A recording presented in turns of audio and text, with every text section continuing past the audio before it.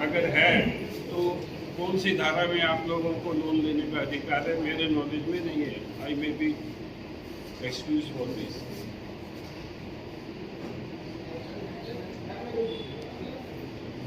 कई खर्चे हैं पिछले साल से, कोई डेढ़े हैं, कोई डबल है। प्रिंटिंग एंड स्टेशनरी, पैसा तो इस तरह बचाते हैं कि जैसे खर्च ही नहीं करना है प्रिंटिंग स्टेशनरी पर। न तो ऑडिट रिपोर्ट पहले दी जाती थी, वो भी नहीं दी गई। आप साइट से ले लीजिए, आपको गरज है तो। यहाँ भी कॉपी रखी जाती थी काउंटर पे, वो भी नहीं है। आप मांगने से फिर आप देंगे, नहीं तो रजिस्ट्रेशन काउंटर पर पीछे पहले रखी जाती है। डबल हो गया है। 90,000 प्रिंटिंग एंड स्टेशनरी में खर्चा किया आप लोगों ने। सर्कुलर बेचते ही नहीं है। पहले तो आई एम टॉकिंग अबाउट 15-20 बरस पहले तो कम से कम 2-3 किलो सर्कुलर जाता था। अभी 2-3 पीस भी सर्कुलर चेम्बर की तरफ से नहीं जाता है, मीटिंग छोड़ता है। अकाउंटिंग चार्जेस पिछले दान से डबल कर दिया गया। वॉल्यूम ऑफ वर्क ज़्यादा हो गया क्या? और लोन लिया है आप लोगों ने 10 लाख रुपए का लोन। ये थोड़ी सी समझ में नहीं आई कि लोन इतना लेने की क्या जरूरत है। कोई बहुत जरूरी खर्चा था या तो लोन लेते तो भी बात नहीं। एज आई अंडरस्टैंड कि बिल्डिंग बनाने के लिए आपने लोन लिया। बिल्डिंग बनाने के लिए लोन की क्या जरूरत है? बिल्डिंग थोड़े दिन बाद 10% या 9% का 10 लाख का बर्डन लॉन्ग टर्म में लोन दिया। आप चैम्बर एक जगह तो लॉस में जा रही है, एक जगह आप लोन लेके बिल्डिंग बना रहे हैं। समझ के परे है। यही 2-4 बातें आपको बोल दीजिए। 5-6 साल से बिल्डिंग का काम अधूरा पड़ा हुआ था और ऊपर से बिल्डिंग पानी चूने के कारण पूरी बिल्डिंग खराब हो रही थी। इस कारण हम लोगों ने बिल्डिंग को कंप्लीट कराना उचित समझा। हमारी एग्जीक्यूटिव ने डिसीजन लिया कि बिल्डिंग कंप्लीट कराना चाहिए। जो भी सोर्स से हम लोग करना है तो कंप्लीट करना है, नहीं तो पूरी बिल्डिंग नष्ट हो जाएगी। इसीलिए हम लोगों ने बिल्डिंग का काम कंप्लीट किया। बिल्डिंग का लीकेज जो है, मैं उनकी बात का जवाब दूंगा। लीकेज जो है, किसी भी कंसल्टेंट से आप सलाह,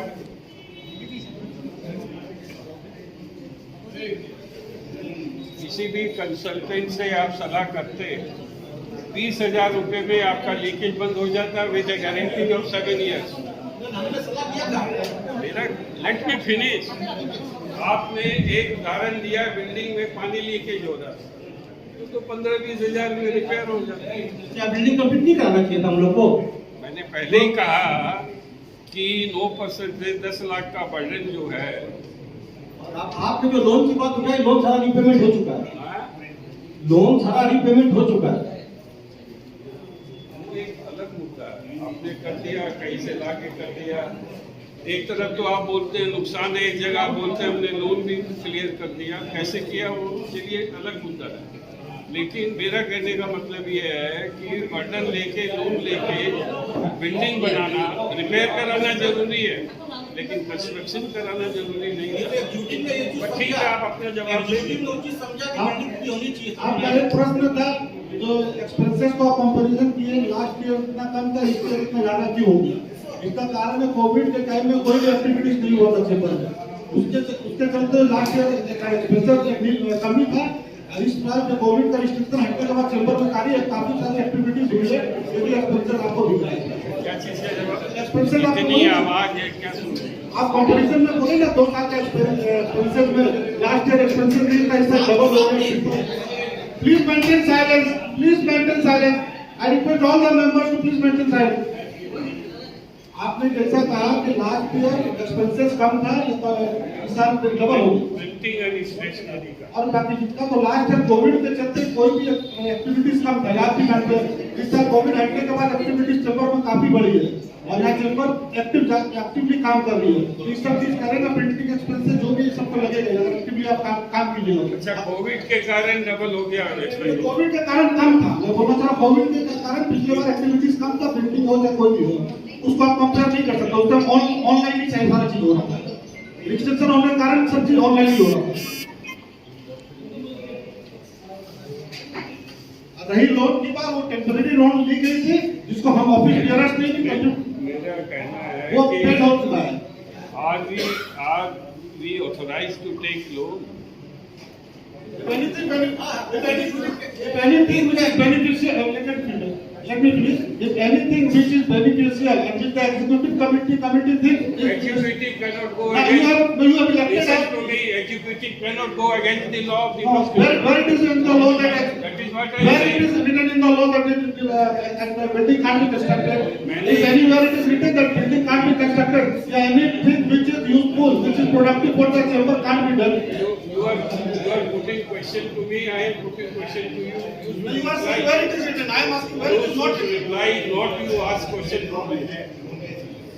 मैंने इस ये पर कहा कंस्ट्रक्शन अंडर हम लोग लोन ले सकते हैं और हम लोगों ने ये टेम्पररी लोन लिया था क्योंकि हम लोगों को बिल्डिंग में कुछ प्रॉब्लम आ गई थी, उस समय फंड की शॉर्टेज थी। फिर हम लोगों ने इसे विदिन 1.5 मंथ हम लोगों ने उसको पेमेंट कर दिया है। हम सब एग्जीक्यूटिव मेंबर्स ने मिलकर। मेरा ये कहना है कि आप कहती हैं कॉन्स्टिट्यूशन अलाउ करता आपको लोन लेने। हाँ जी, बात खत्म। ठीक है, ये और कोई queries और है? डोनेशन के बारे में नहीं बताया। डोनेशन देने का अधिकार है क्या आप लोगों को? या कौन सी ये कॉन्स्टिट्यूशन? फर्स्ट टाइम नहीं हुआ, डोनेशन देने का ये फर्स्ट टाइम नहीं हुआ, डोनेशन हम लोग दे दिया है। नहीं, फर्स्ट टाइम और सेकंड टाइम की बात नहीं है। Are we authorise to give of course donation? क्या होता है? ऑथोराइज। और लॉस होने पर भी डोनेशन, हम लोग पर्सनल लाइफ में नुकसान में चलते हैं तो डोनेशन देते हैं क्या? आपको 3 लाख का लॉस और आपने डोनेशन 3 लाख का दे दिया। अपने भीख मांग के डोनेशन लाए 6 लाख और आपने 3 लाख रुपया भीख में दे दिया। This is tragedy of the functioning of the chamber.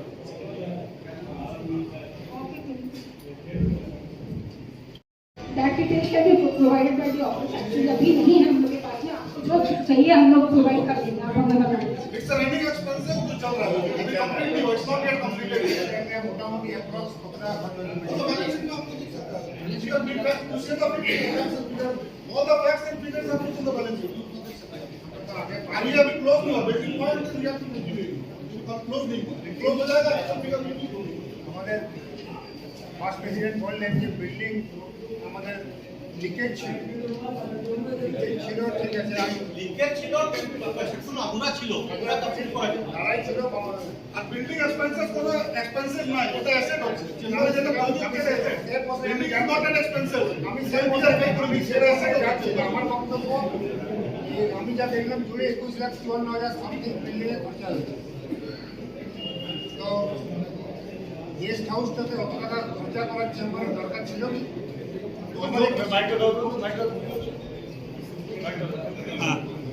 এই জন্য আমরা চেম্বার আপনি বললেন না এটা উচিত না উচিত, এটা পাস করা হচ্ছে আর এর জন্য আমরা ডোনার খুঁজছি। তো আমরা চেম্বার এক্সপেন্সেস থেকে করি না সব।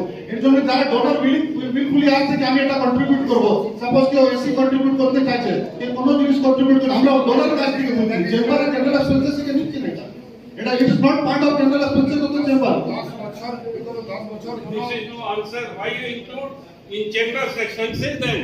You do it privately. Why you show it? Why you show it? एक सेकंड में इसको क्लेरिफाई करना। आप उज्ज्वल दा आपने जो क्वेश्चन पूछा आपने एक जिनिस বলে দিচ্ছি, হ্যাঁ, বলুন তো 10 বছর আমাদের গেস্ট হাউস কোনো ব্যবহার হয় গেস্ট হাউস বলি না, একটা মিটিং করা আছে উপরে। বলে দিচ্ছি গেস্ট হাউস বলছেন না, একটা মিটিং করা আছে। বলছেন না। ऊपर का जो 2 तल्ला बिल्डिंग था जो पेंडिंग पड़ा हुआ था उसका काम किया गया है और उस काम के लिए मैक्सिमम डोनेशन से किया गया है। जो पेंडिंग बीच में जो फंड का शॉर्टेज था उसको ओवरकम करने के लिए 1.5 महीने के लिए ब्रिज लोन लिया गया था, तो संजय से डोनेशन लाके उसको चुका दिया गया। और उज्ज्वल दा ने एक क्वेश्चन पूछा कि टोटल एक्सपेंडिचर आज तक का कितना है। दादा আপনাকে মানে এই উইক 7 ডেজ আমরা এক্সাক্ট ফিগার আপনাকে দিয়ে দিব, কতটা খরচা লেগেছে, ঠিক আছে? একদম হেডওয়াইজ আপনি পেয়ে যাবেন, সব ক্যালকুলেটেড আছে, ওটা আপনি পেয়ে যাবেন। एडमिशन फी में रखा 6,90,000। ये एडमिशन फी लेके ये आपका लाइफ मेंबरशिप के लिए पैसा 6,90,000 का admission fee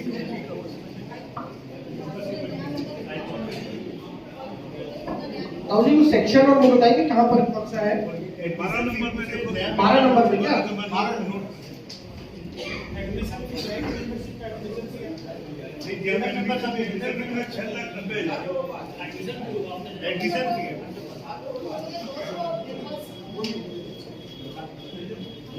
new members total 200 members हम लोगों ने बनाया था। आपको रिटर्न मेंबर पे एडमिशन फी का इतना है क्या? लाइफ मेंबर का इतना नहीं लाइफ मेंबर का नहीं, that is only admission fee. Life member का नहीं लाइफ मेंबर का नहीं है। एडमिशन फी इतना फीस है 6,90,000 क्योंकि 200 मेंबर्स बने थे चर्च कितना में। एडमिशन फी आपका है इस मेंबर के लिए? 5,000 पर मेंबर है, टोटल 200 5,000 उसमें 3,000 3,500 थे। 3,500 रुपए एडमिशन फीस था, टोटल 200 न्यू मेंबर्स बने थे। तो उस हिसाब से आप देख लीजिए, उस हिसाब से वो एडमिशन फीस है। 200 টাকা আর আপনার 2,30,000 টাকা ডোনেট করেছে। ऑलरेडी वो क्वेश्चन का एक्चुअली क्वेश्चन का आंसर तो हम लोग समझ में नहीं आया। 2,90,200 का घटा हुआ लेकिन 2,30,000 डोनेट किया हुआ। घाटा का अगर कोई डोनेट करता है एक चेंबर के लिए, चेंबर फिनेंस हेल्थ के लिए बढ़िया है। और लाइफ मेंबर कितना हुआ उसका लिए फिक्स्ड डिपॉजिट कितना हुआ पीछे क्लियर लाइफ मेंबर कितना हुआ उसके लिए फिक्स्ड डिपॉजिट कितना हुआ। आपको जो भी क्लैरिफिकेशन चाहिए आप बता दीजिए, हम लोग आपको सेंड कर देंगे। हम आपको बता दिया। ठीक है, ओके, हम लोग नोट कर लेते हैं, आपको वो प्रोवाइड कर दिया जाएगा। और कोई क्वेरीज? डोनेशन दिया गया है, वो ना माइक में मेरा आवाज अब पीछे चली जाएगा। किसको दिया गया उसको बोले है क्या? किसको डोनेशन दिया गया? ये डिटेल्स ऑडिट रिपोर्ट में कभी नहीं रहता है। तो आखिर आपको बताइएगा ना। हाँ, आपको चाहिए हम लोग जरूर देंगे। कोई आ जाए तो हमको दीजिए 1 लाख, हमको शुरू से तो देगा क्या चाहिए? आपको डिटेल्स मिल जाएगा। ये बताइए। सारे आप इसका डिटेल हम लोग अपना मंथली मीटिंग में प्रूव करते हैं। आपको अगर जो चाहिए स्पेसिफिक डिटेल आप बोलिए, आपको प्रोवाइड करेंगे। हम लोग सारा एक्सपेंसेस अपना मंथली मीटिंग में यूज करते हैं। सारा लिखा रहता है, हम लोग बहुत ट्रांसपेरेंट मंथली मीटिंग को कंडक्ट करते हैं, बहुत ट्रांसपेरेंट वे में करते हैं। उसमें हम लोग सारा एक्सपेंसेस का डिटेल देते हैं। अगर आपको कुछ क्वारीज करना है आप बोलिए, आपको डिटेल प्रोवाइड कर दिया जाएगा। देखिए 2 क्वेश्चन वापस उठे हैं डोनेशन को लेके। तो किसको कितना डोनेशन दिया गया है अमाउंट वाइज, विद्युत अकाउंट ने पूछा और इन्होंने पूछा, दोनों इनके पास आपको इसके बाद दे दिया आपने। डोनेशन पर नहीं क्वेश्चन, किसको कितना दिया गया? किसको दिया? हाँ, किसको कितना दिया? दिए हैं, पैसे आपके पास है, दिए हैं। किसको दिया गया? नहीं एकदम नहीं जैसे आपको एकदम जायज आपने पूछा है, ये डेटा आपको दे दिया जाएगा। 22-23 सिंस श्री विजय बनवाल जी आज हमारे ऑडिटर है, वो नहीं आ सके, पर हम उन्हीं को रीअपॉइंट करते हैं सेक्रेटरी ऑडिटर विजय बनवाल एंड कंपनी। ऑडिटर फी बहुत कम ना बढ़ाना चाहिए, इतने में कौन ऑडिट करेगा? अगर इसके पहले श्री सफल वालका जी थे, वो ऑडिट फी लेते ही नहीं थे हम लोग से, पर अभी नए जो इस साल ऑडिटर आए श्री विजय बनवाल जी, वो कुछ ले रहे हैं शायद ऑडिट फी 5,000 ले रहे हैं। आपका सजेशन अच्छा है, हम लोग उनसे बात करके इसको एक्चुअली